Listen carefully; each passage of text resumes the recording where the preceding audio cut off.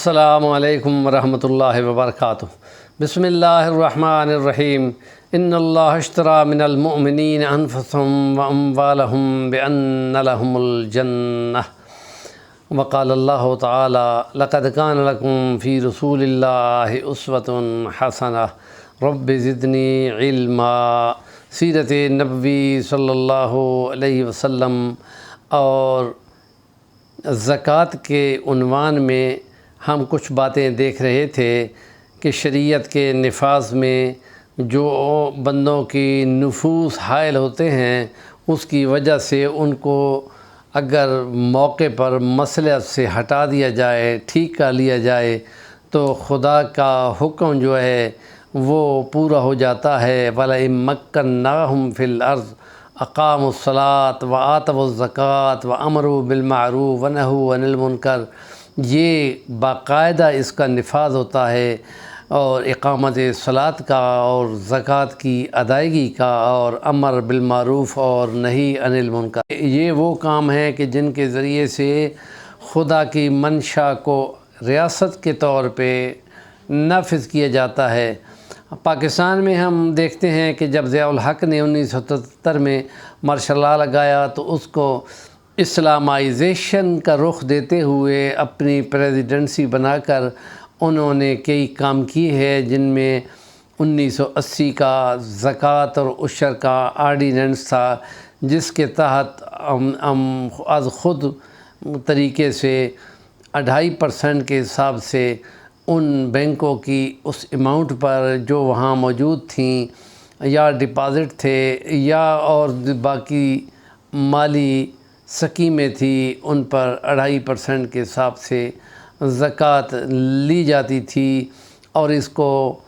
تحصیل اور ضلع اور ڈویژن کی سطح پر کمیٹیاں بنا کر اور ان سے اپنے اپنے مقامی لوگوں کی لسٹ لے کر ان کو زکوٰۃ ادا کی جاتی تھی۔ اس میں ہسپتالوں میں غریبوں کو جو دوائیوں کے لیے محتاج تھے، طلباء کے لیے جو یونیورسٹیوں میں پڑھ رہے تھے لیکن مالی طور پہ کمزور تھے، ان وظائف سے، ان پیسوں سے، ان زکوٰۃ کی مد سے ان کی امداد کی جاتی تھی، اور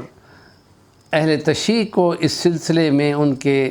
فقہ کے مطابق ایک فارم جمع کرانے کے لیے کہا گیا تھا کہ وہ اپنی رقوم پر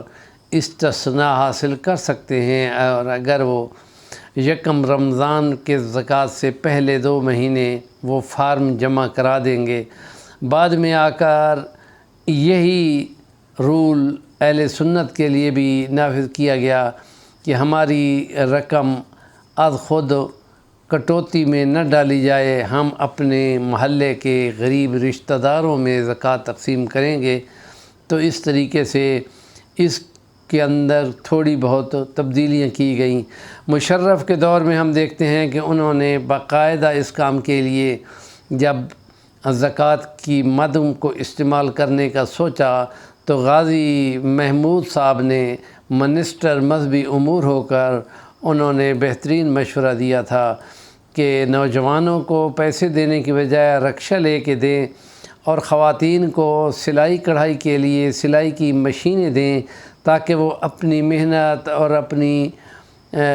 استعداد جو ہے وہ ساتھ ملا کر اپنی ارننگ کے لیے اس قابل بنا سکیں۔ لیکن 1-2 سال کے اندر ہی امریکہ کے پریشر پر غازی صاحب کو عہدے سے ہٹا دیا گیا تھا، اور اس کی بات کی ہمیں آج تک سمجھ نہیں آئی کہ باقی معاملات میں تو اس کی مداخلت ہوتی تھی، لیکن اس معاملے میں کہ وہ مذہبی امور کا جو سیٹ اپ انہوں نے بنا رکھا تھا، جس کی وجہ سے لوگوں کی کفالت اور ان کے رکشے اور ان کی سلائی مشینیں اور اسے انکم کے ذرائع زیادہ پیدا ہو رہے تھے، تو اس لیے یہ زکوٰۃ اور عشر کا نظام تھا۔ ضیاء الحق کے دور میں شرعی عدالت کا شرعی بینچ بھی ایک قائم کیا گیا تھا، جو قوانین کو اسلامائزیشن کی طرف لے جانا اس میں مقصود تھا، اور اسی کے تحت ایک اسلامی نظریاتی کونسل بھی بنائی گئی تھی کہ جو باقاعدہ اس میں ممبر تھے اور وہ قوانین کو قرآن و حدیث کی روشنی میں تبدیل کر سکتا تھا، اور یہ کمیٹی اتنی مؤثر نہیں رہی کہ اس کی سفارشات صرف رکھ دی گئی ہیں، الماریاں بھری پڑی ہیں، لیکن اس کا نفاذ نہیں ہو سکا۔ اور ملک کے اندر سود کے خاتمے کے لیے بھی اس شریف بینچ نے کئی احکامات دیے، لیکن سیاسی حکومتوں نے اس کو مارز التوا میں ڈالے رکھا، اور وہ قیمتی وقت جو ہے وہ ضائع ہو گیا۔ ہمارے چینل کا نام ہے صفی الوانی، ضرور سبسکرائب کریں اور کام کی بات کا کومنٹ دیں۔